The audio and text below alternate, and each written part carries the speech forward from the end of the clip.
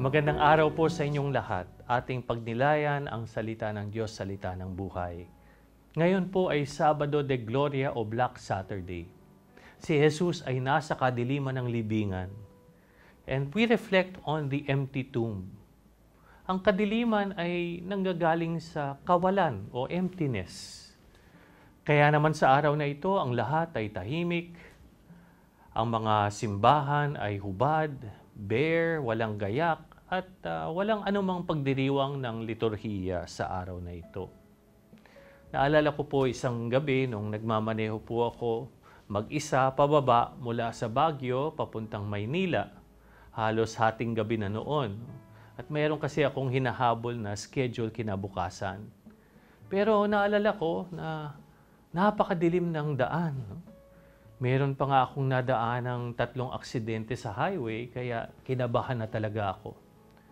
Sabi ko, napakahirap talaga magmaneho sa dilim at naghahanap ako ng ilaw sa kadiliman. I longed for the light. Kaya ano po yung punto para sa atin ngayon?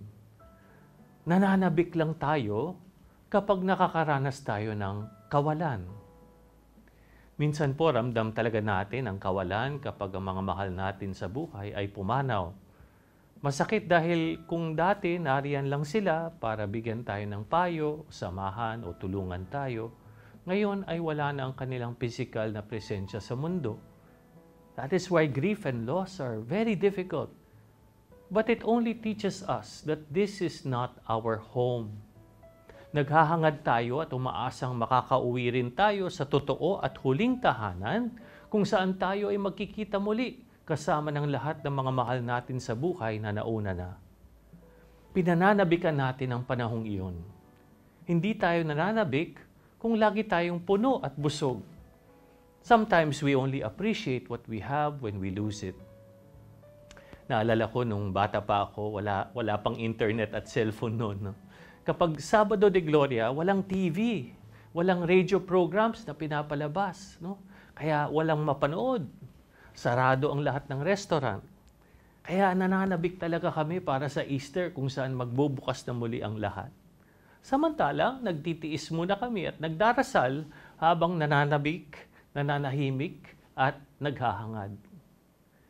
Mga minamahal na kapatid, pinapaalala ng Black Saturday ang mundo ng ating kawalan, ang ating pagkagutom at pagkauhaw para sa Diyos. Sinabi ni Jesus sa Mateo 9 verse 15, "Maaari bang mamighati ang mga abay sa kasalan habang kasama nila ang lalaking ikakasal? Darating ang mga araw na ang lalaking ikakasal ay aalisin sa kanila, at kung magkagayon, mag-aayuno na sila." May puwang sa puso natin na tanging ang Diyos lamang ang nakapupuno. Sabi nga ni San Agustin, "You have made us for yourself, O Lord, and our hearts are restless until they rest in you." Kapag nawala ang Panginoon, parang may kulang sa atin.